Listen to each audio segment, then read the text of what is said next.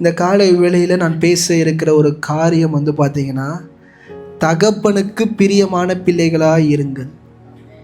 தகப்பனுக்கு பிரியமான பிள்ளைகளாய் இருங்கள்.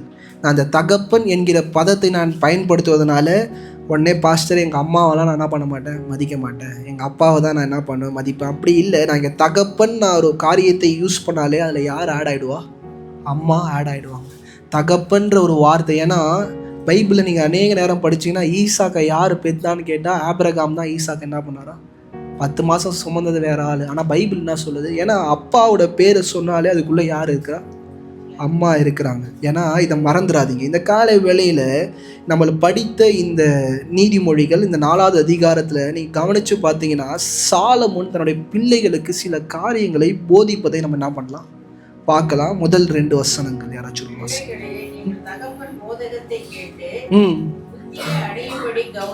நல்லா கவனிங்க. தகப்பனுடைய போதனை கேட்டு என்ன பண்ணுமா? புத்தியை. இன்னைக்கு அநேக நேரம் ரட்சிக்கப்பட்டு இங்கே அமர்ந்திருப்பீங்கன்னா, கர்த்தர் உங்களை தகப்பனாய் தாயாய் நிலைநிறுத்தி இருப்பார்னா, உங்கள் பிள்ளைக்கு வேதம் எந்த அளவுக்கு முக்கியமோ அந்த அளவுக்கு உங்கள் வாயிலிருந்து வருகிற வார்த்தைகள் முக்கியம். பிள்ளைங்க எங்கேருந்து ரட்சிக்கப்படுவாங்கன்னு பேசிக்காக கேட்டால், தகப்பன் தாய் வாயிலிருந்து வருகிற வார்த்தை அது முக்கியம். நம்மளுடைய வாயிலிருந்து என்ன போதும்? ஞானமும் புத்தியும் என்ன பண்ணுதான் போதும். படிங்கம்மா. தகப்பன் என்ன பண்றாரா?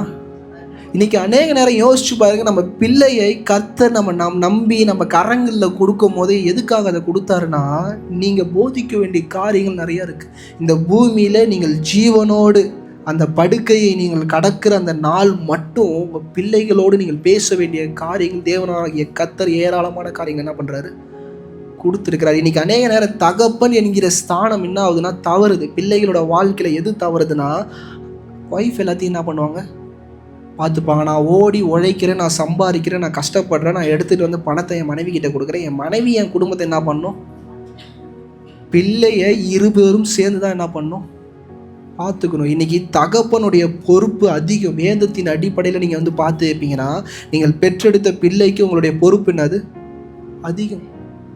அம்மா 10 மாதம் தான் சுமப்பாங்க. இன்றைக்கி வேதத்தின் அடிப்படையில் நீங்கள் பார்த்தீங்கன்னா, ஜீவன் உள்ள காலம் மட்டும் தகப்பன் சுமக்கணுமா? யாரை சுமக்கணும்னா, பிள்ளையும் மனைவி என்ன பண்ணணும்? சுமக்கணும். இன்றைக்கி சாலமோன் பார்த்தீங்கன்னா, தன் முழு நிறைவோடு இந்த காரியத்தை பேசி கொண்டு இருக்கிறார். அவர் அவரை பற்றி மாத்திரம் பேசலை, அவருடைய தகப்பனை பற்றியும் பேசுகிறாரு, அவருடைய அடுத்த சந்ததிகளுக்கு என்ன பண்ணுறாரு, பேசுகிறாரு. இங்கே பேசுகிற சாலமோன் அநேக தவறுகளை பண்ணிட்டு நின்று என்ன பண்ணுறாரு, பேசுகிறார். இன்றைக்கி இந்த காலை வேளையில் நான் எதை குறித்து பேசுகிறேன்னா, தகப்பனுக்கு பிரியமுள்ள பிள்ளைகளாக இருக்க வேண்டும். இன்றைக்கி பிள்ளைகளாக இருந்தாலும் சரி, நீங்கள் தகப்பனாக இருந்தாலும் சரி, இருவருக்கான வார்த்தையாக இது இருக்கிறது. இன்றைக்கி அநேக நேரம் நம்ம காலகட்டத்தில் நம்ம என்ன பண்ணுவோம், நம்ம பிள்ளைகளை அதிகமாக நேசிப்போம். இன்றைக்கி கடவுள் கிருபையில் யாரும் ஒரு குழந்தையோடு இல்லை, எல்லாருமே 2 குழந்தை 3 குழந்தை 4 குழந்தை தான் இருக்கிறோம். ஆனால் பாருங்கள், நம்ம வாழ்க்கையில் தெரிஞ்சோ தெரியாமையோ ஒரு பிள்ளை மேலே பயங்கரமான அன்பு வச்சிரும். நம்ம சொல்லுவோம், வார்த்தைக்கு சொல்லுவோம், நான் இல்லை, நான் எல்லா பிள்ளையும் தான் நேசிக்கிறேன்னு. ஆனால் நம்ம அறிஞ்சோ அறியாமையோ ஒரு பிள்ளையை அதிகமாக என்ன பண்ணுவோம், நேசிப்போம். இன்றைக்கி அநேக நேரம் பிள்ளைகள் பார்த்தீங்கன்னா, அம்மா கிட்ட அப்பா கிட்ட ஒரு மோதிர காரியம், நீ அண்ணனை தான் நேசிக்கிற, அக்காவை தான் நேசிக்கிற. அம்மாவும் அப்பாவும் போராடுவாங்க, இல்லை நான் எல்லாரையும் தான் நேசிக்கிறேன், நான் எல்லாரையும் ஒரே மாதிரி தான் பார்க்குறேன், 2 கண்ணு மாதிரி. இப்படி நம்ம அநேக டைலாக் சொன்னாலும் உண்மையில் என்ன இருக்குன்னா, நம்ம ஒரு பிள்ளையை அதிகமாக என்ன பண்ணுவோம், நேசிப்போம். இதான் உண்மை. ஆனால் செய்கிறத நம்ம எல்லா பிள்ளைக்கும் என்ன பண்ணுவோம், சமமாக செய்வோம். அன்பு நீங்கள் என்ன தான் சொன்னாலும் ஒரு பிள்ளை என்னவாக இருக்கும், ஸ்பெஷலாக இருக்கும். நீங்கள் அந்த தாய்கிட்ட போய் உட்காந்து பேசுனா, இல்லை தகப்பன் கிட்ட உட்காந்து பேசுனா நிறைய காரியங்கள் சொல்லுவாங்க. ஏன் பிள்ளையை என்ன பண்ணுறீங்க, நேசிக்கிறீங்கன்னு கேட்டால் அநேக காரியங்களை சொல்லுவாங்க. ஆனால் ஒரு தகப்பனுக்கு ஒரு பிள்ளையாய் ஆவது ஈஸி. ஒரு தகப்பனுக்கு தாய்க்கு அவங்க வயிற்றில் பிறந்துட்டாலே நம்ம என்ன ஆகிடுவோம், பிள்ளையாயிடுவோம். ஆனால் பிரியமான பிள்ளையாய் ஆக வேண்டியது மிக மிக முக்கியம். நீங்கள் பிள்ளையாக இங்கே அமர்ந்திருப்பீங்கன்னா, நான் சொல்கிறத முதல்ல புரிஞ்சுக்கோங்க. அம்மா வயிற்றில் பிறந்ததுனால அவங்களுக்கு நம்ம என்னவாயிடலாம், பிள்ளையாயிடலாம்.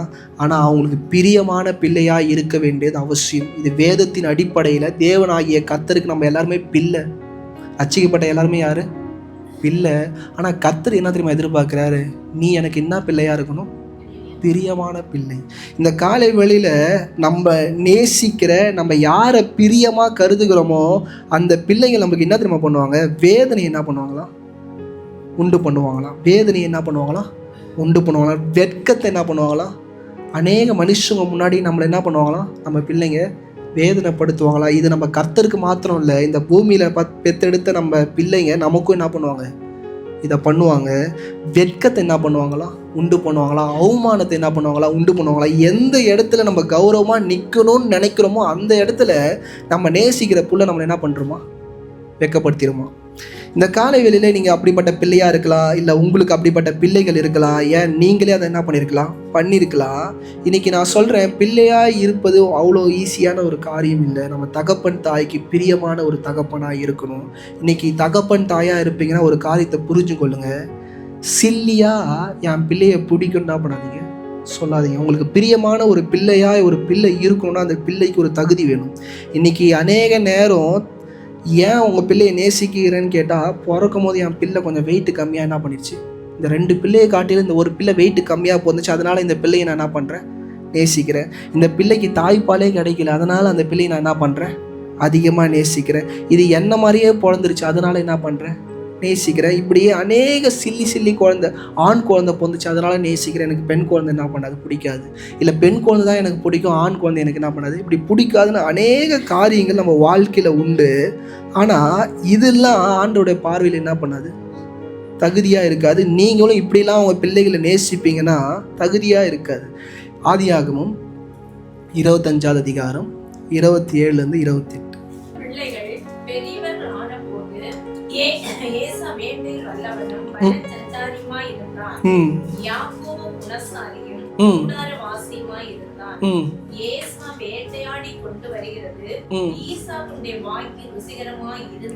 நல்லா கவனிங்க.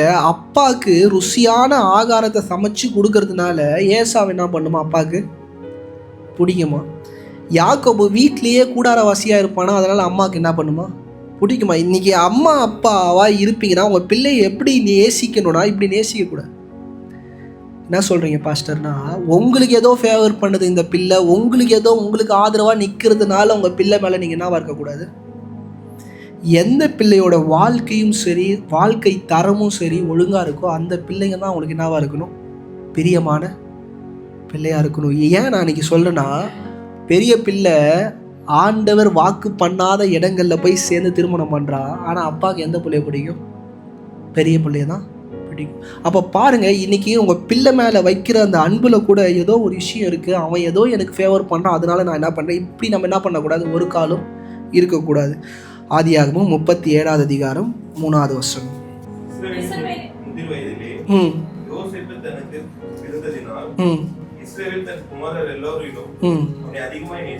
நேசிக்கிறதுக்கு காரணம் பாருங்க, முதிர் வயதில் ஒரு குழந்தை பிறந்துருச்சான், அதனால அந்த பிள்ளை என்ன பண்ணுறாரா? நேசிக்கிறார். இன்னைக்கு இது நேசத்தில் நிறைய விஷயம் இருக்குது. நம்ம யாரை நேசிக்கிறோமோ அந்த பிள்ளைக்கு தான் சத்திய வசனத்தை என்ன பண்ணுறோம்? சொல்லித்தரோம். அந்த பிள்ளை தான் சபைக்குள்ளே என்ன பண்ணுறோம்? நாட்டுறோம். அநேக நேரம் அந்த பிள்ளைக்கு தான் என்ன பண்ணுறோம்? ஜெபம் பண்ணுறோம். ஏன்னா நல்லா கவனிச்சு பாருங்கள், யோசேப்பு முதிர் வயதில் பிறந்ததுனால பல்லவண்ண அங்கியை மாத்திரம் அப்பா போடலை, தேவனுடைய பிரச்சனத்தையும் அவன் மேலே போட்டார். இதுதான் உண்மை. நீங்கள் பைபிள் ஆழகமாக படிச்சிங்கன்னா மற்ற பிள்ளைக்கு இல்லாத கிருபை அந்த பிள்ளைக்கு ஏன் வந்துச்சுன்னா, ஏதோ சூப்பரேஷனில் ஆண்டர் தலையில் வைக்கல. தேவன் எப்படிப்பட்டவர் என்று யோசேப்போட மட்டும்தான் என்ன பண்ணார்? அவங்க அப்பா இடைப்பட்டார். இன்றைக்கி அநேக நேரம் நம்ம என்ன பண்ணிடுறோம்? ஒரு பிள்ளையை சபைக்குள்ளே வச்சுறோம், ஒரு பிள்ளையை வெளியே விட்டுறோம். ஒரு பிள்ளைக்காக மன்றாடி ஜெபிக்கிறோம், இன்னொரு பிள்ளையை பார்க்கும்போது அந்த பிள்ளையை ஜெபம் பண்ணிக்கும். என்ன பண்ணிக்கும்? அந்த பிள்ளையை ஜெபம் பண்ணிக்கும். அது ஜெபிக்கிற பிள்ளை, அது உபவாசம்லாம் இருக்குது. அந்த பிள்ளைக்காக நான் என்ன பண்ண தேவையில்லை? ஜெபிக்க தேவையில்லை. இல்லை, நீங்கள் பெற்றெடுத்த பிள்ளைகள் 18 இருந்தாலும் 18க்காக நீங்கள் என்ன பண்ணணும்?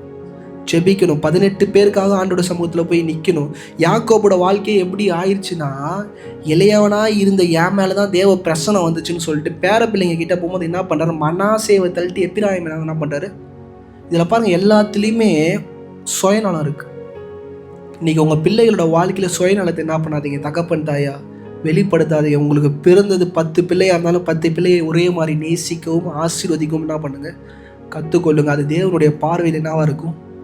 செம்மையாக இருக்கும். இன்றைக்கி நான் ஏன் இதை நான் சொல்கிறேன்னா, அநேக நேரம் நம்மளுடைய தரத்தை இந்த இடத்துல என்ன பண்ணிடுறோம்? இழந்து போயிடுறோம். நேற்றுலாம் பார்க்குறேன், ஒரு குழந்தை உள்ளே போயிட்டு பிறக்கும் போது தகப்பன் அழுகுறாரு. நானே போய் கேட்கலான்னு நினச்சிருங்க, ஏன் அழுகுறீங்க? சிசரின் பண்ணுறதுனால அழுகுறீங்களா, இல்லை உங்களுக்கு குழந்தை பிறக்க போது? ஆனால் கதறி கதறி அழுகுறாரு, கண்ணிலேருந்து ஊற்றுது தண்ணி. நான் இன்றைக்கி சொல்கிறேன், உங்கள் பிள்ளைகளை எப்படி நேசிக்கிறீங்க, உங்கள் பிள்ளைகள் உங்களுக்கு எப்படி பிரியமாக மாறணுன்றதை நான் என்ன பண்ண போகிறேன், இன்றைக்கி போதிக்க போகிறேன். வேதத்தில் 3 பிள்ளைகளை குறித்து நான் உங்களோடு பேச விரும்புகிறேன். இந்த காலை வேளையில் எனக்கு எப்பயுமே ஒரு பிள்ளை ஒருத்தனுடைய வாழ்க்கையிலேருந்து நம்ம கற்றுக்கணும்னு பார்த்தா இயேசு கிறிஸ்துடைய வாழ்க்கையை தான் நான் முதல்ல என்ன பண்ணுவேன், எடுப்பேன். மத்தேயின் புஸ்தகம் 12வது அதிகாரம் 18வது வசனம்.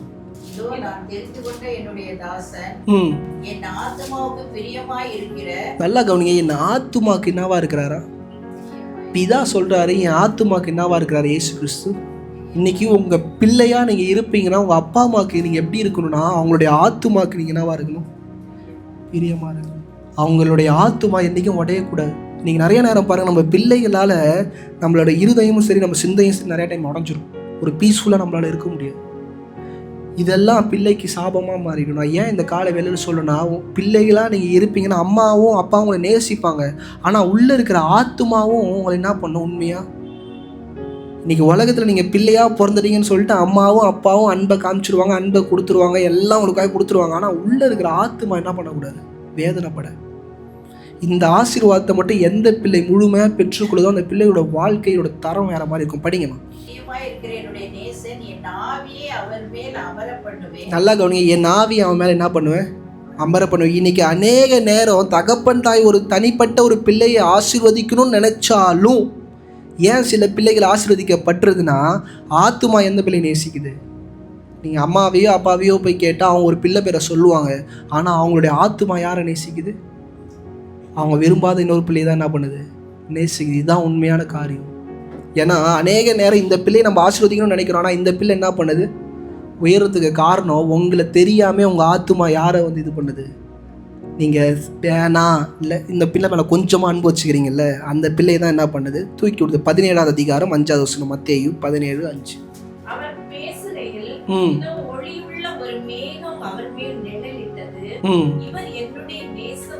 இவர் யாரா, என்னுடைய நேசகுமாரன். அவர் பேசும்போது மேலே என்ன பண்ணுதா, இன்றைக்கி நீங்கள் போகிற இடம் எல்லாம் இன்றைக்கி சொல்கிறேன், உங்கள் தகப்பன் தாய்க்கு நீங்கள் பிரியமாக இருப்பீங்கன்னா, தேவனுக்கு மாற்றணும் இல்லை, இந்த பூமியில் இருக்கிற தகப்பன் தாய்க்கு பிரியமாக இருப்பீங்கன்னா ஒரு நிழல் உங்கள் மேலே என்ன பண்ணுமா.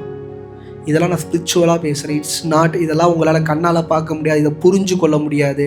சில நேரம் உங்களுக்கு தேவையில்லாத ஒரு கிருபை உங்கள் வாழ்க்கையில் நடக்குது இல்லை, இதுக்கு காரணம் யார், தகப்பன் தாய். நம்ம நினைக்கிறோம் நம்ம ஏதோ பண்ணிட்டோம், இல்லை, தகப்பனோட தாயோட அந்த ஃபோர் ஷேடோன்னுவாங்க, அது நம்ம மேலே எப்பயுமே நம்ம பூமியில் வாழ்கிற வரைக்கும், நம்ம தகப்பன் தாய் மறிச்சே போனாலும் நம்ம பூமியில் இருக்கிற வரைக்கும் அது நம்மளை என்ன பண்ணும், பின்தொடரும். உங்களோட காரியம் உங்கள் பிள்ளை என்ன பண்ணும், நீங்களே மறிச்சு போனாலும் பின்தொடரும். அது உங்களோட வாழ்க்கை. படிக்கணும்.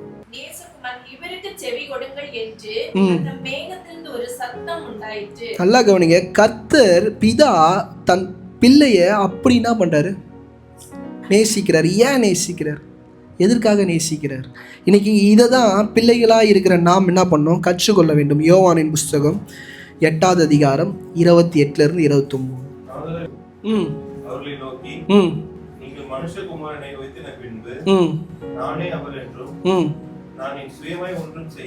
நான் சுயமா என்ன பண்ணல, ஒன்றும் செய்யாமல்.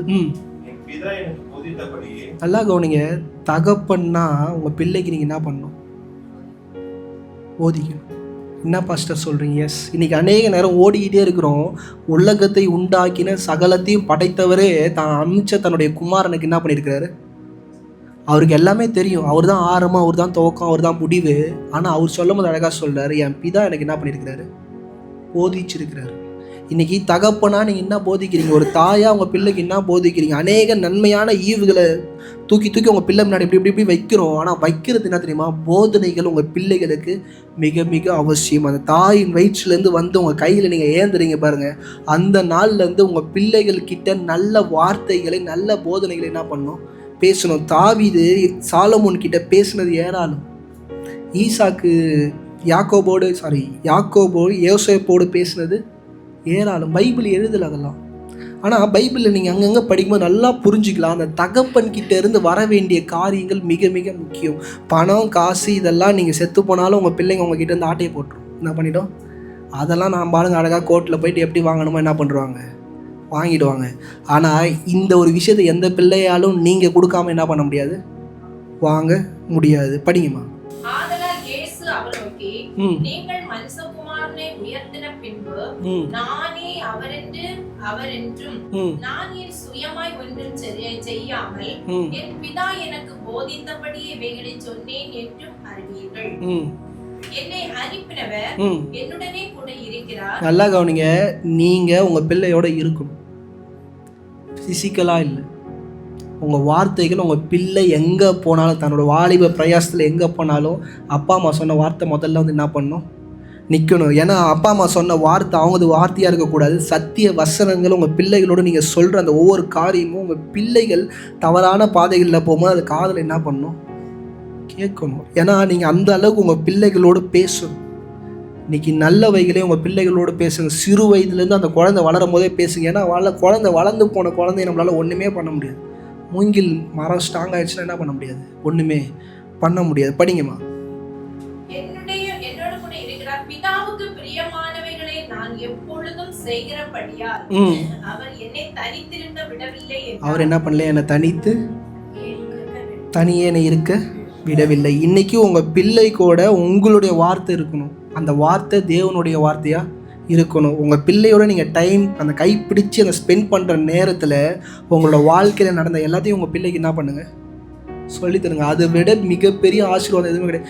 என்ன பாஸ்டர் என் வாழ்க்கையில் நான் கஷ்டப்பட்டதான் நீங்கள் சொல்கிறீங்கன்னு கேட்டால், ஆமாம், அதை தான் நீங்கள் என்ன பண்ணுங்க உங்கள் பிள்ளைக்கு சொல்லணும். ஏன்னா நீங்கள் பட்ட வேதனையை கர்த்தர் உங்கள் பிள்ளை மேலே என்ன பண்ணல, வைக்கல.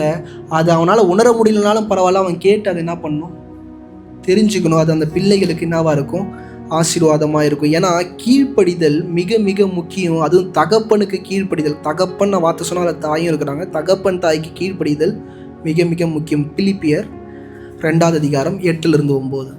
அவர் மனுஷ ரூபமாய் காணப்படும் மரண பரியந்தம், அதாவது சிலுவையின் மரண பரியந்தமும் கீழ்ப்படிந்தவராகி. நல்லா கவனிங்க, மரணம் அப் டு எண்ட், இந்த பூமியில வாழ்ந்த நாட்கள் முழுதும் இயேசு கிறிஸ்து யாருக்கு கீழ்ப்படிஞ்சாராம், தன்னுடைய தகப்பனுக்கு கீழ்ப்படிஞ்சார். நீங்கள் நினைக்கலாம் அவர் கடவுள் பாஸ்டர், அவரால் என்ன, அவரே ஒரு கட்டத்தில் முடியல, கிவ் அப் பண்ணலான்ற இடத்துக்கு போயிட்டார். நான் சொல்றது புரியுதா? இயேசு கிறிஸ்துவே ஒரு கட்டத்தில் பிதாவோட சித்தத்தை என்ன பண்ண முடியல, நிறைவேற்ற முடியல, வலிக்குது அவருக்கு. என்னது, இன்னைக்கு நம்மளும் அநேக நேரம் அந்த வலிக்குள்ளே நம்ம என்ன பண்ணுவோம், கடந்து போவோம். நீங்கள் எடுத்து பார்த்தீங்கன்னா உங்களுக்கு தெரியும், மத்தேயு 26 அதிகாரம் 39 வசனம். இன்னைக்கு முகம் குப்பெற விழுகிறது வந்து இந்த எக்ஸ்ட்ரீம் ஆராதனை. நீங்கள் பைபிளை ஒழுங்காக படிச்சிங்கன்னா நீங்கள் நிறைய நேரம் நம்ம முட்டி போட்டு ஜெபம் பண்ணுவோம், அப்படி உட்காந்து படுத்துலாம் ஜெபம் பண்ணுவோம். ஆனால் வேதத்தின் அடிப்படையில் நீங்கள் ஆழமாக வாசிப்பீங்கன்னா ஜபத்தோட எக்ஸ்ட்ரீம் எப்படி தெரியுமா, முட்டி போட்டு முகம் குப்புற கீழே தரையோடு தரையாக விழுந்துனா சமிஷன் முடியல. என்னது, தாவீதும் அந்த ஆராதனையை பண்ணியிருக்கிறார், எல்லாருமே அந்த ஆராதனையை பண்ணியிருக்காங்க. ஆனால் நம்ம ரட்சிக்கப்பட்ட யாருமே அதை பண்ண மாட்டோம். என்னோட வாழ்க்கையில் நான் சொல்கிறேன், என்னோட தனிப்பட்ட முறையில் நான் உடைக்கப்படும் போது என்னோட ஆராதனை எப்படின்னா இதுதான், முட்டி போட்டு படுத்துருவேன். தரையில் என்ன பண்ணுவோம், படுத்துருவோம். தலையில் ரத்தம் ஓட்டம் போய் உங்களால் எதுவுமே பண்ண முடியாது. நீங்கள் அதை பண்ணி பாருங்கள், நான் சொல்கிறது உங்களுக்கு புரியும். ஆண்டவரே அதை பண்ணுறாராம். ஏன் பண்ணுறாருன்னா முடியலையா, என்னது முடியல. படிங்கம்மா.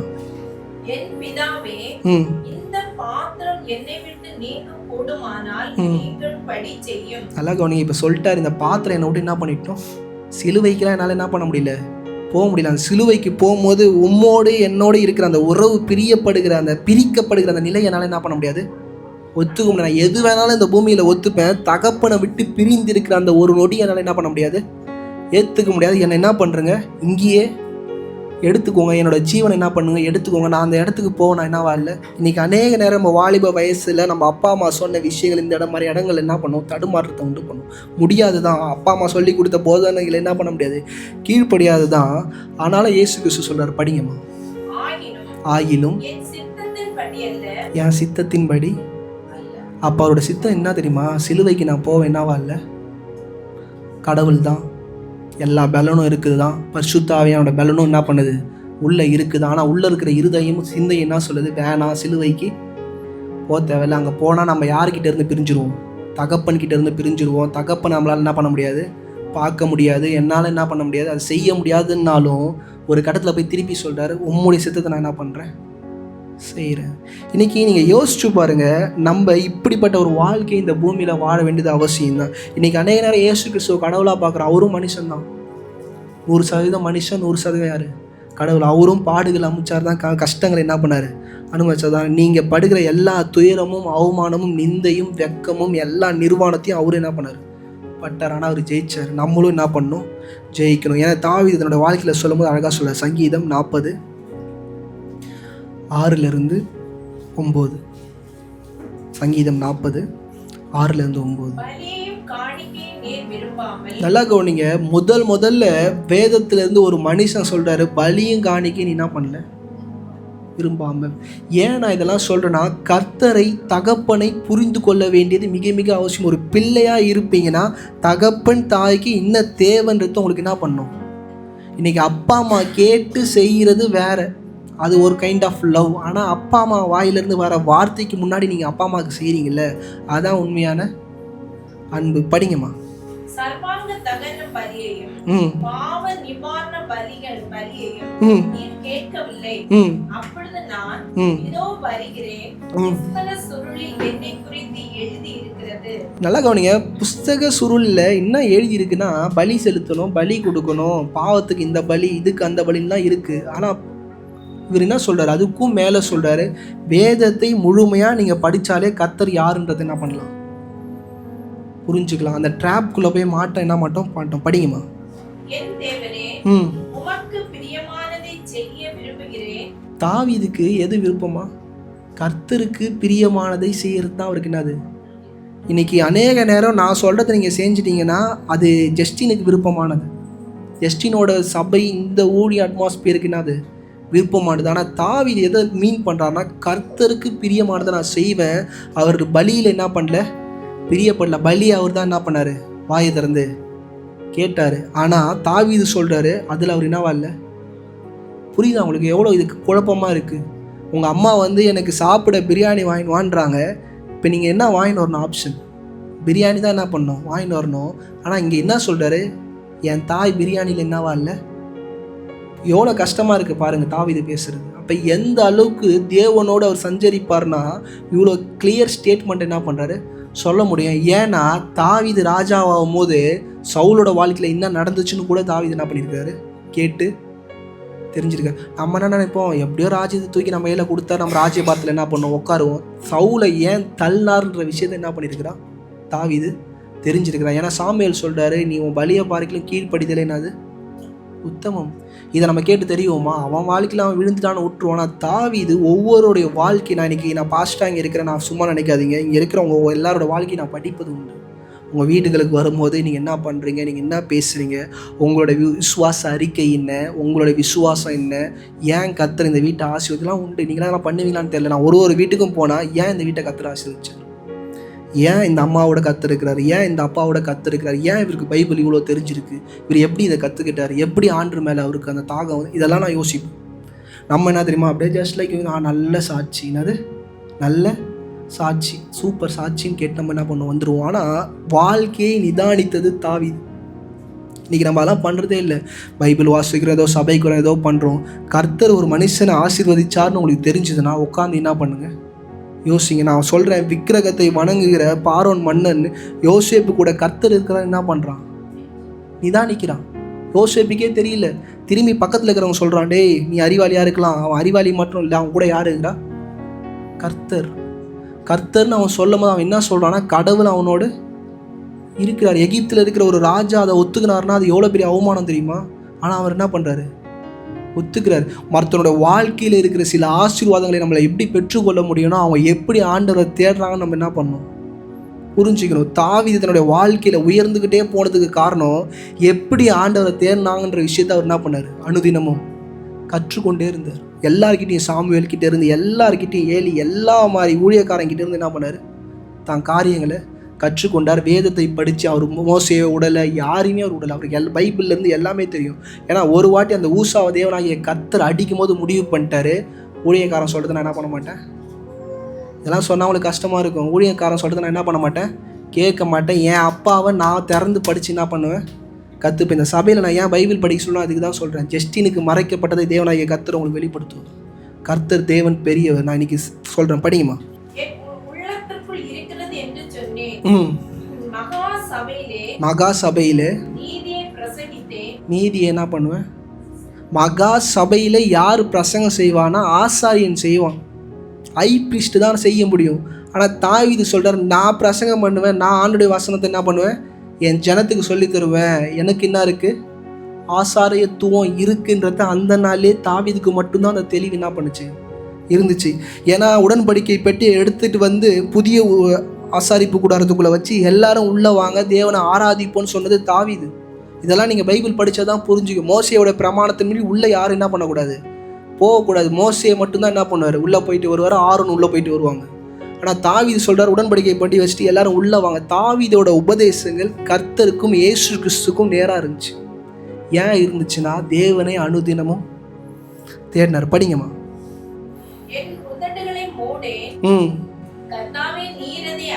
கர்த்தரை நீ என்ன பண்ணுவீர்? இன்னைக்கு கர்த்தர் உங்களை அறியணுங்க. நம்ம சபைக்குள்ளே அமர்ந்திருக்கலாம், பாஸ்டர் உங்களை அறியலாம், ஆனால் கர்த்தர் உங்களை என்ன பண்ணணும், அறியணும். என் உதட நான் யாருக்காகவும் என்ன பண்ண மாட்டேன், மூட மாட்டேன். கர்த்தர் எப்படிப்பட்டவர் என்பதை நான் என்ன பண்ணுவேன், சொல்லுவேன். இன்றைக்கி சுவிசேஷம் சொல்கிறது ஈஸி. தாவீது பண்ண சுவிசேஷம் டோட்டலாக இஸ்ரவேலுக்கு கான்ட்ரடிக்ட். வழிகளில் ஆண்டர் பிரியம் இல்லைன்னாருன்னா ஆசாரியனுங்களாம் அப்படியே பொங்கி எழும்பிடும். ராஜாவுக்கு என்ன ஆயிடுச்சு, பைத்தியம் பிடிச்சிருச்சு. உடன்படிக்கை பெட்டியை வச்சு இஸ்ரவேல் ஜனங்க எல்லாரையும் உள்ளே கூப்பிட்டு கம்யூனியன் கொடுத்தாரு. அது அப்பமும் ரசமும் கொடுத்தாரு. எப்படி இருக்கும் யோசிச்சு பாருங்க. எல்லா ஆசாரியனுக்கும் மண்டை என்ன பண்ணிகிட்ருக்கோம், காஞ்சிட்ருக்கோம். இது எல்லாமே தேவனுடைய வார்த்தை தரத்தை புரிந்து செயல்பட்டார். இன்றைக்கி இந்த காலவெளியில் சொல்கிறேங்க, நல்ல பிள்ளையாக இருக்க என்ன பண்ணுங்கள், கற்றுக்கொள்ளுங்க. 2வது மனுஷனை குறித்து நான் பேச போகிறோம். தானியேலின் புஸ்தகம் 9வது அதிகாரம் 23வது வசனம்.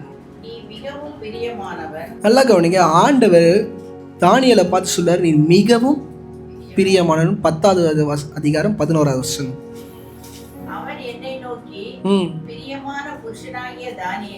பிரியமான புருஷனாகிய தானியேலே. திருப்பி பாருங்க, 10வது அதிகாரம் 19வது வசனம்.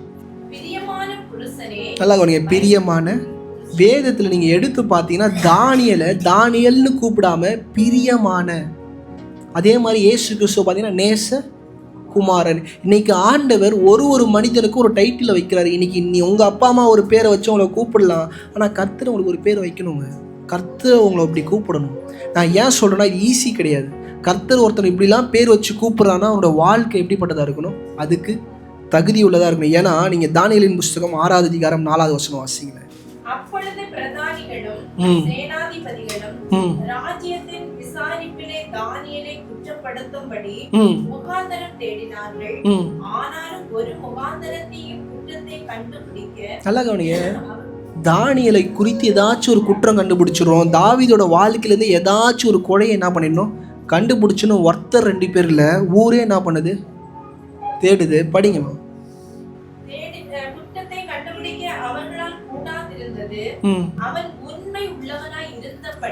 அவன் யாருக்கு உண்மை உள்ளவனா இருந்தானா, ராஜாவுக்கு உண்மை உள்ளவனா இல்லை, கர்த்தருக்கு என்னவா இருந்தான்.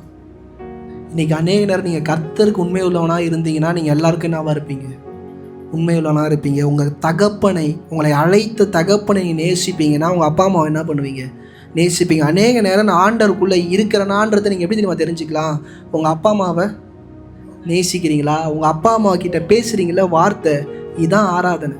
நான் சொன்னால் உங்களுக்கு சிரிப்பாக இருக்கும். அப்பா அம்மா கிட்ட ஒரு வார்த்தை எடுத்து விட்றீங்கல்ல, அதுதான் கர்த்தரை ஆராதிக்கிற ஆராதனை. ஏன்னா நல்லா கவனிங்க, இவன் உண்மை உள்ளவன்றாங்களே, இவன் யாருக்கு உண்மை உள்ளவனாக இருக்கிறான்னா, எல்லா ராஜாவுக்கும், அங்கே இருக்கிற மந்திரிக்கும், அங்கே இருக்கிற எல்லாருக்கும் என்னவா இருக்கிறான், உண்மை உள்ளவனாக இருக்கிறான். அவன் முதல்ல எங்கே இருக்கிறான்னா, சிறைச்சாலை என்கிற ஒரு அனுபவத்தில் தான் இருக்கிறான். அடிமைத்தனம், ஸ்லேவ். அவன் என்னதான் ஒரு ராஜ போஸ்டில் இருந்தாலும் அவன் ஸ்லேவ். யோசேப்பு மாதிரி ஒரு ஸ்லேவ். அவன் என்னவா இருக்கிறான்னா உண்மை உள்ளவனாக இருக்கிறான். ஏன் அவனை பார்த்து பிரியமான புருஷனேன்றார்னா உண்மை உள்ளவனாய் அவன் இருக்கிறான். 1:8 முதல் அதிகாரம் 8வது வசனம்.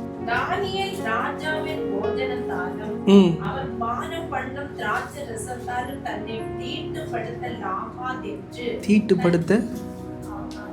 இன்னைக்கு ராஜாவுக்கு கீழே இருக்கிற ஒரு மனுஷன் ராஜாவோட பந்தியில், ராஜாவோட போஜனத்தில், ராஜாவோட அந்த வைன்ற அந்த ஜாச்ச ரசம்ன்ற அந்த இடத்துக்குள்ளே வரும்போது என்ன சொல்கிறேன், ராஜாவோட விருந்தாக இருந்தாலும் நான் என்ன பண்ண மாட்டேன், அதில் கை வைக்க மாட்டேன். என் கூட படிக்கிற என் ஃப்ரெண்ட்ஸு சில பேர் பேசும்போது குடிக்கிறான்.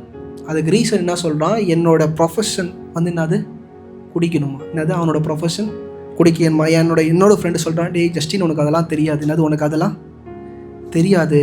அவன் அங்கே போய் அந்த முன்னாடி நின்று அவங்களோடு குடித்தாதான் அவனுக்கு என்ன ஆகும், மணி பணம் அது எல்லாமே கிடைக்கும். இப்போ அவன் வாழ்க்கையை பார்க்குறேன், சும்மாவே வீட்டில் உட்காந்து என்ன பண்ணுறான், குடிச்சிட்டு இருக்கிறான். சும்மா வீட்லேயே உட்காந்து மனைவி எதிர்க்கலே என்ன பண்ணுறான். ஆனால் அவன் குடிக்கும் போது, அவன் ஆரம்பிக்கும் போது அவன் சொன்னனோட சாக்கு என்ன தெரியுமா, என்னோடய ப்ரொஃபஷன் அப்படி, நான் சினி ஃபீல்டில் இருக்கிறேன், டேரக்டர் எல்லாரும் கூட நான் சேர்ந்து குடித்தாதான் அவங்க என்ன பண்ணுவாங்க. இப்போ அவன் எங்கே நிற்கிறானா, நடு வீட்டில் உட்காந்து குடிக்கிற அளவுக்கு நிற்கிறான். தன் தகப்பன் தாயே எதிர்த்து பேசுகிறதுக்கு நான் வந்துட்டான். அவங்க அப்பாவே அவன் வேஸ்ட்டுப்பான், அவன் என்னது அவன் தேர மாட்டான், அவன் இதோட என்ன பண்ண மாட்டான், தேர மாட்டான்னு சொல்கிற இடத்துக்கு என்ன பண்ணுறான், வந்துடுறான். ஆனால் பாருங்கள், ஒரு தூக்கி ஒரு உயரமான ஸ்தானத்தில் தானியலை வைக்கும் போது தானியல் சொல்கிறான், ராஜாவே கொடுத்தாலும் எனக்கு என்னது, ராஜா முன்னாடியே ஒரு சொல்லக்கூடிய ஒரு கட்ஸ் உள்ள ஆள் தானியல், எனக்கு என்ன வேணா திராட்சரசம், என்னை தீட்டுப்படுத்துகிற காரியம். இன்றைக்கி உங்கள் சரீரத்தை நீங்கள் தீட்டுப்படுத்திட்டீங்கன்னா, இல்லை தீட்டுப்படுத்திக்கிட்டே இருப்பீங்கன்னா, கர்த்தர் உங்களை பார்த்து பிரியமானவர்னு சொல்ல முடியாது. ஒரு தகப்பன் தாயை உங்களை பார்த்து என்ன பண்ண முடியாது, பிரியமானவர்னு சொல்ல முடியாது. ஏன்னா தானியல் தன்னுடைய சொந்த சரீரத்தை பாதுகாத்து கொண்டவனும் சரி, உண்மை உள்ளவனுமாய் என்ன பண்ணார் இருந்தார். ரெண்டாவது காரியம், நீங்கள் உண்மை உள்ளவங்களாக இருக்க வேண்டியது அவசியம். மூணாவது நபர் தீமோத்தேயு. எல்லாருக்கும் தெரியும் தீமோத்தேயு பற்றி. 1 கொரிந்தியர் 4வது அதிகாரம் 17வது வசனம்.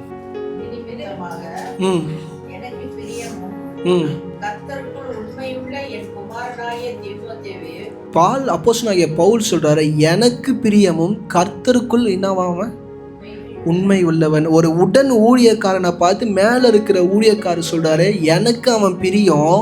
அவன் யாருக்கு, கர்த்தருக்கு. அப்போஸ்தலனாகிய பவுல் என்ன சொல்ல வர்றாருன்னா, இவன் எனக்கு உண்மை உள்ளவன் கிடையாது, எனக்கு நல்ல வேலை செய்கிறான், எனக்கு எல்லாம் உண்மையாக இருக்கிறான். ஆனால் அப்போஸ்தலனாகிய பவுல் சொல்லும் போது எப்படி சொல்கிறான்னா, கர்த்தருக்கு என்னவா இருக்கிறானா. இன்னைக்கு இப்படிப்பட்டவங்க தான் நமக்கு தேவை. படிங்கம்மா.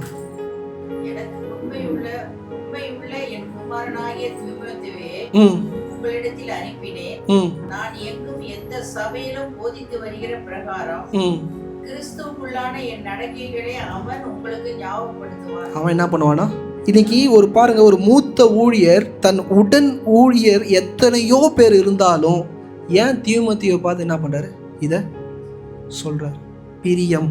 எனக்கு என்னது பிரியம். பாருங்க, அந்த குவாலிட்டி எல்லாருமே இந்த பைபிளில் பிரியம்னு சொல்கிற அந்த நபருங்களுக்கிட்ட என்ன இருக்குது, கேரக்டர்ஸ் இருக்குது. இன்றைக்கி உங்கள் பிள்ளைகளை பார்த்து நீங்கள் பிரியப்படுறீங்க, உங்கள் பிள்ளையை நீங்கள் நேசிக்கினா உங்கள் பிள்ளைகளுக்குள்ள நல்ல குணங்கள் இருக்க வேண்டியது அவசியம். அந்த பிள்ளையை நீங்கள் நேசிப்பது தான் கர்த்தருடைய பார்வைக்கினது. சரி, நீங்கள் எடுத்த 10 பிள்ளைக்காக நீங்கள் ஜெபம் பண்ணலாம், உங்கள் 10 பிள்ளையை நீங்கள் என்ன பண்ணலாம், ஆசீர்வதிக்கலாம். ஆனால் பிரியம்னு வரும்போது அந்த பிள்ளைக்கு எந்த பிள்ளைக்குரியது அது, நீங்கள் பிரியவே படலைனா கூட உங்கள் ஆத்மா எந்த பிள்ளை பிரியப்படும், அந்த பிள்ளை மேலே தான் பிரியப்படும். ஏன் பவுல் இவரை ரொம்ப பிரியம் என்று சொல்லுகிறார்னா, பிலிப்பியர் 2வது அதிகாரம் 20வது வசனம்.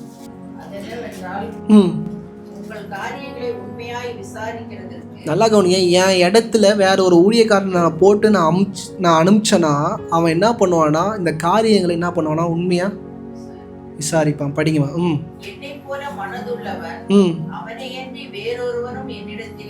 அவனை அன்றி. இதை படிக்கும்போது இந்த வசனத்தை சும்மா படிக்கிறீங்க, பக்கத்தில் இருக்கிற ஷீலா இதை கேட்டால் எப்படி இருக்கும் யோசிச்சு பாருங்க. அப்போஸ்தலனாகிய பவுல் கூட ஊர்பட்ட ஊழியக்காரங்க இருக்கிறாங்க, ஆனால் ஓப்பனாக டிக்ளேர் பண்ணுறாரு, இவனை மாதிரி வேற ஒருத்தவன் என்கிட்ட இந்த ஊழிய ஓட்டத்தில் என்ன இவனை மாதிரி ஒருத்தன். இன்றைக்கி கர்த்தர் இதை சொல்லணுங்க. எனக்கு இந்த பூமியில் எத்தனையோ பிள்ளைகள் இருக்கலாம், ஜஸ்டினை மாதிரி, ரோஷன் பிரதரை மாதிரி, ஜாக்கப் பிரதரை மாதிரி, யசுரனை மாதிரி, ராபின் பிரதரை மாதிரி. என்னது பிள்ளை இல்லைன்னு கர்த்தர் சொல்லணும். யாரும் நம்மளை புகழ்ந்துடலாம், ஆனால் யார் நம்மளை பார்த்து புகழணும், கர்த்தர் புகழணும். இவர் அழகாக சொல்கிறாரு, இப்படி ஒருத்தவன் என் கூட இல்லை. 21 வாசிங்கம்மா. நல்லா கவனிங்க. என் கூட நிறைய ஊழியக்காரங்க இருக்கிறாங்க, நல்லா பிரசங்கம் பண்ணுவானுங்க, நல்லா ஆராதனை நடத்துவாங்க, நல்ல போதனைகள் என்ன பண்ணுவானுங்க. ஆனால் அவனுங்க என்ன பண்ண மாட்டானுங்க, கிறிஸ்துவுக்குரியவைகளை. அப்போஸ்தலனாகிய பவுல் இதை சொல்லும் போது மற்ற கூட இருந்த ஊழியக்காரங்களாம் யோசிச்சு பாருங்க, அவனுக்கு எப்படி கஷ்டமாக இருந்திருக்கும்.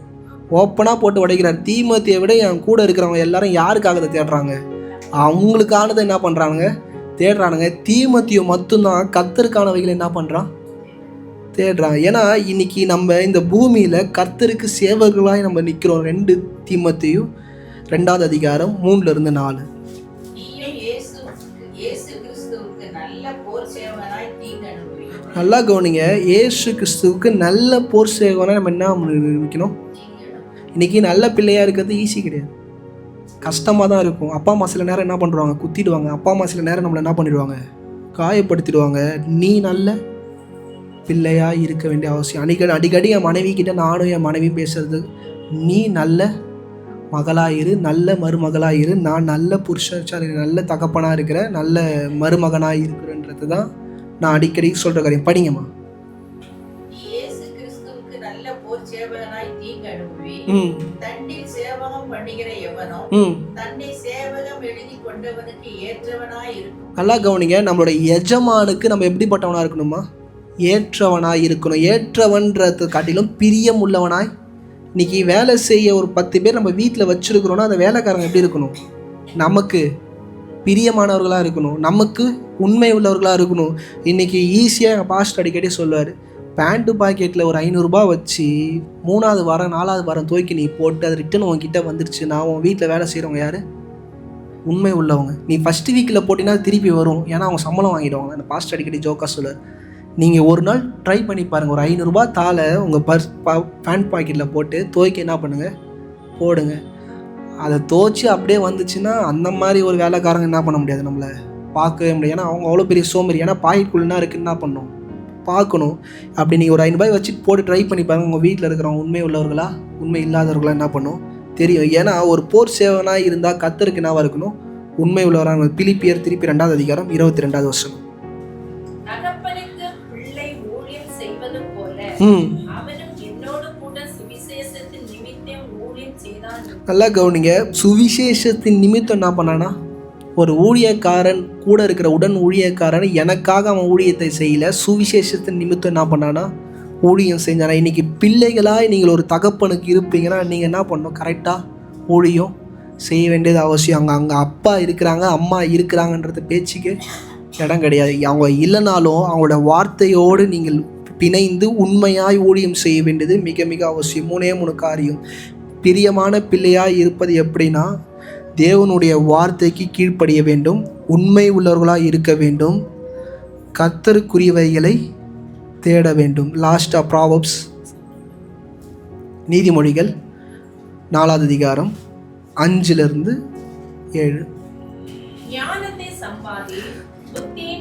நல்லா கவனிங்க, சாலமோன் சொல்றாரு, ஞானத்தையும் புத்தியும் என்ன பண்ணு, ஞானமும் புத்தியும் சம்பாதிக்கக்கூடிய காரியம். அதை எக்ஸ்பீரியன்ஸில் உங்கள் வாழ்க்கையில் என்ன பண்ணணும், கேதர் பண்ண வேண்டியது மிக மிக அவசியம். ஏன்னா 1 ராஜாக்கள் 3ஆவது அதிகாரம் 7-9.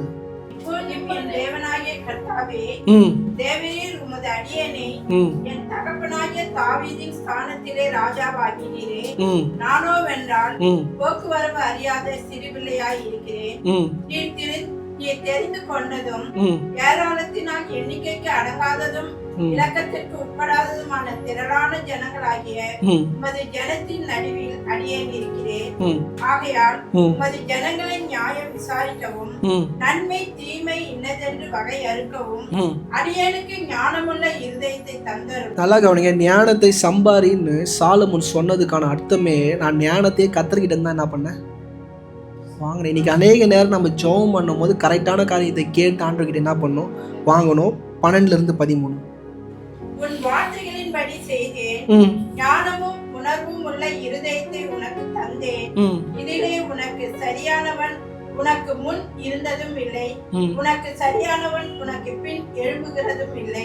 இன்னைக்கு நல்லா கவனிங்க, இவனுக்கு முன்னாடியும் யாரும் அப்படி கிடையாது, அவனுக்கு பின்னாடியும் யாரும் கிடையாது. ஏன் தாவீதே அப்படி கிடையாது. இப்படிப்பட்ட வரங்களை என்ன பண்ணிட்டான் சாலமோன் வாங்கிட்டா. இன்றைக்கி நான் உங்களுக்கு ஒரு அழகான ஒரு காரியத்தை சொல்லித்தரேன். பிள்ளைகளாக இங்கே இருப்பீங்கன்னா, நீங்கள் வரங்களை வாங்கினீங்க, அறிவை வாங்கினீங்க, ஞானத்தை வாங்கினீங்க, இது எல்லாமே எங்கே பயன்படுத்த வேண்டும்னா அவங்க குடும்ப உறவுக்குள்ளே என்ன பண்ணணும், பயன்படுத்தணும். அந்த திருமணம் என்கிற ஒரு காரியமாகி குழந்தைன்ற ஒரு காரியத்தை நீங்கள் கையில் வாங்கும் போது இதை எல்லாத்தையும் நீங்கள் ஞாபகம் வச்சு நீங்கள் செயல்பட வேண்டியது மிக மிக முக்கியம். ஏன்னா 1 ராஜாக்கள் 11ஆவது அதிகாரம் 4-6. வயது சென்றபோது அவனுடைய மனைவிகள் அவன் இருதயத்தை அந்நிய தேவர்களை பின்பற்றும்படி சாயம் பண்ணினார். நல்லா கவனிங்க, அந்நிய தேவத்தை வணங்கும்படி அவனுடைய இருதயத்தை என்ன பண்ணாங்களாம்? இன்னைக்கு பாஸ்டர், நான் ரட்சிக்கப்பட்ட ஒரு பொண்ணை தான் திருமணம் பண்ணேன், நான் ரட்சிக்கப்பட்ட பையனை தான் நான் திருமணம் பண்ணேன். இன்னைக்கு நல்லா கவனிங்க, தகப்பன் தாயை விட்டு நீங்கள் பிரிந்து ஒரு திருமணம் என்கிற ஒரு காரியத்தை பண்ணும் போது உங்கள் ஆவிக்குரிய தரம் எங்கே இருக்குன்றத யோசிச்சு பாருங்க. இன்றைக்கி அநேக நேரம் நம்ம ஹஸ்பண்ட் ஒரு நாள் ஜபத்தில் கம்மியாக இருக்கலாம், இல்லை நம்ம மனைவி நம்ம ஜபம் மீன்ஸ் ஆவிக்குரிய ரீதியில் எல்லாத்துலேயும் என்னவாக இருக்கலாம், கம்மியாக இருக்கலாம். நம்ம திருமணம் பண்ணிட்டோம், இப்போ எப்படி நம்ம திரும்பி பார்க்குறோம், நம்ம கொஞ்சம் உயரத்தில் இருக்கிறோம், நம்ம கட்டின மனைவி கொஞ்சம் என்ன பண்ணுறாங்க, கீழே இருக்கிறாங்க. சில நேரம் இப்படி திரும்பி பார்த்தீங்கன்னா கணவன் கீழே இருப்பார், மனைவி நீங்கள் என்ன பண்ணுவீங்க, உயரத்தில் இருக்கிறோம். இப்போ நான் கட்டி அவங்கள இழுக்கிறேன்றது ரொம்ப நல்லா பழக்கம். ஆனால் காலப்போக்கு எப்படி தெரியுமாவும், இறங்கி போய் அந்த லெவலில் என்ன பண்ணுறோம், நம்ம மனைவி கூடயோ நம்ம கணவன் கூடயோ ஒரு நாளும் நம்மளோட தரத்தை இறக்கிட கூடாது. நான் அவரை சர்ச்சுக்கு இட்டுன்னு வரேன், நான் அவரை இது பண்ணுறேன்னு சொல்லிட்டு நம்ம என்ன பண்ணுறக்கூடாது, நம்ம ஆவிக்குரிய தரத்தையும் நம்ம வேத வாசிப்பையும் நம்மளுடைய ஜபமும் நம்மளுடைய அந்த விசுவாசத்தையும் என்ன பண்ணுறக்கூடாது, விட்டுடக்கூடாது. ஒருத்தனுடைய விசுவாசமும் சரி, ஒருத்தனுடைய ரட்சிப்பு எந்த இடத்துல புடமிடப்படும்னா திருமண பந்தத்தில் தான் என்ன பண்ணும். சாலமோனை மாதிரி ஒருத்தன் முன்னாடியும் கிடையாது பின்னாடியும் கிடையாது, ஆனால் முதிர் வயதாகி தன்னுடைய மனைவிகள் என்ன பண்ணிட்டாங்கன்னா அவனை சாச்சிட்டாங்க. இருக்கிறதுல மிகப்பெரிய ஞானத்தை உடையவன், ஆனால் என்ன பண்ணிட்டான், சாச்சிட்டாங்க. நான் ஏன் இந்த காலை வெளியில் சாலமோன் இந்த காரியத்தை தன்னுடைய பிள்ளைகளுக்கு தன்னுடைய சந்ததிக்கு இதை சொல்கிறாருன்னா, நானே விழுந்துட்டேன், நீ தெளிவா இரு. ஏன்னா ப்ராவப்ஸ் நீதிமொழிகள் 4வது அதிகாரம் அந்த 5லேருந்து வாசிங்க. ஞானத்தை என்ன பண்ணு, சம்பாரி. புத்தியை என்ன பண்ணு.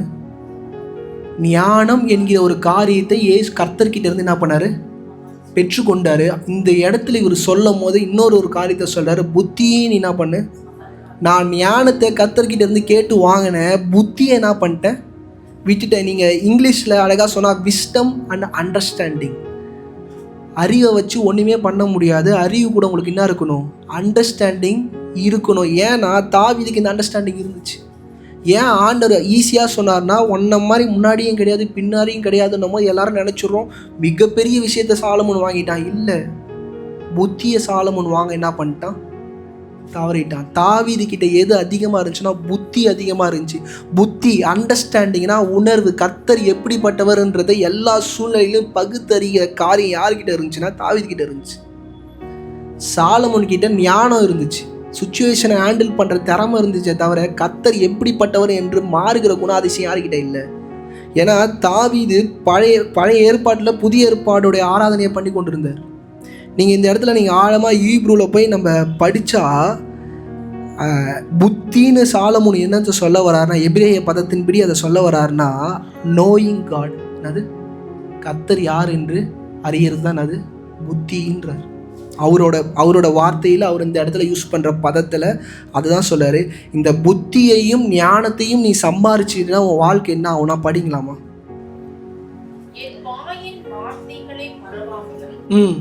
விலகாமலும் இரு, அதை விடாதே, அது உன்னை தற்காக்கும், அதன் மேல் பிரியமாயிரு, அது உன்னை காத்துக்கொள்ளும். ஞானமே முக்கியம், ஞானமே முக்கியம், ஞானத்தை சம்பாதி, எண்ணத்தை சம்பாதித்தாலும் புத்திய ஞானத்தை சம்பாதி. இதை நான் ஃபஸ்ட்டு நான் பண்ணிட்டேன், எங்கள் அப்பா எனக்கு சொல்லி கொடுத்தாரு, இதெல்லாம் வச்சு நான் பண்ணிட்டேன். ஆனால் புத்தியை சம்பாதிக்க நான் என்ன பண்ணிட்டேன், மறந்துட்டேன். அதையும் என்ன பண்ணுக்கோ, சம்பாரிச்சுக்கோ. படிங்கம்மா. நீ அதை மேன்மைப்படுத்தினா புத்தியை அவர் என்ன சொல்றாரு, மேன்மைப்படுத்து. அது உன்னை என்ன பண்ணுமா. இன்னைக்கு சாலமோன் எதை தூக்கிட்டாருன்னா ஞானத்தை தூக்கிட்டாரு. ஞானம் என்ன பண்ணுச்சு, கடைசி காலத்தில் அவரை தள்ளிருச்சு. ஆனால் ஒரு முடிவில் வரும்போது, ஒரு ஓட்டத்தை முடித்து அனுபவசாலி பேசும்போது கரெக்டாக சொல்கிறாரு, ஞானத்தையும் புத்தியும் நீ உயர்த்தினா அது உன்னை என்ன பண்ணும், உயர்த்துன்றார். படிங்கம்மா. அது உன்னை என்ன பண்ணுமா, எது கனம் பண்ணுன்னு நீங்கள் அழகாக எடுத்து பைபிளில் படிச்சிங்கன்னா, கர்த்தருடைய பிரசனம் தான் ஒரு மனுஷன் என்ன பண்ணும், கனம் பண்ணும். ஆனால் அது எதுக்குள்ளே இருக்குன்னு அவர் சொல்ல வர்றாருன்னா, ஞானத்துக்குள்ளேயும் புத்திக்குள்ளேயும் தான் என்ன பண்ணுது, அது இருக்குது. கர்த்தரை நீ 2 விதமாகவும் உண்மையாக என்ன பண்ணு, தேடு. படிங்கம்மா. அது உன் தலைக்கு அலங்காரமான முடியை கொடுக்கும். அது உன் தலைக்கு என்னவா இருக்கும்? சாலமோன் எல்லாத்தையும் முடிச்சு தோத்து திருப்பி ஏஞ்சு நிற்கும் போது தான் தெரியுது, ராஜ்யபாரம் என் தலைக்கு வந்தது என்னது கிடையாது, அலங்காரம் கிடையாது. புத்தி எனக்கு எப்போ வந்துச்சோ அப்போ தான் எனக்கு என்ன வருது, இஸ்ரவேலோட மிகப்பெரிய ராஜா, அவரை மாதிரி ஒரு ராஜா யாருமே கிடையாது. தாவீதை விட பெரிய ராஜானா சாலமோன் தான். ஆனால் அவர் சொல்கிறாரு, புத்தி தான் எனக்கு என்னது கிரீடம்ன்றார். படிங்கம்மா. அது மகிமையான கிரீடத்தை உனக்கு சூட்டும். மகிமையான கிரீடத்தை உனக்கு என்ன பண்ணும், இந்த காலை வேளையில் சொல்கிறேங்க, உணர்வு உள்ள ஞானமும் புத்தியும் உங்களுக்கு என்ன பண்ணும், மடிமூடத்தை. இன்றைக்கி அநேக கிறிஸ்துவர்கள் இந்த 2 விஷயத்தில் ஏதாச்சும் ஒரு விஷயத்தில் நம்ம இருக்கிறோம். புத்தியில் இருக்கிறோம், இல்லை ஞானத்தில் இருக்கிறோம். சாலமோன் சொல்கிறார், இந்த 2ம் உன்னோட இருக்குன்னா உன்னை கர்த்தர் என்ன பண்ணுவார், மகிமைப்படுத்துவார், கனப்படுத்துவார், உனக்கு என்ன பண்ணுவார், ராஜ கிரீடத்தை சூட்டுவார். இருக்கிற கண்களை மூடி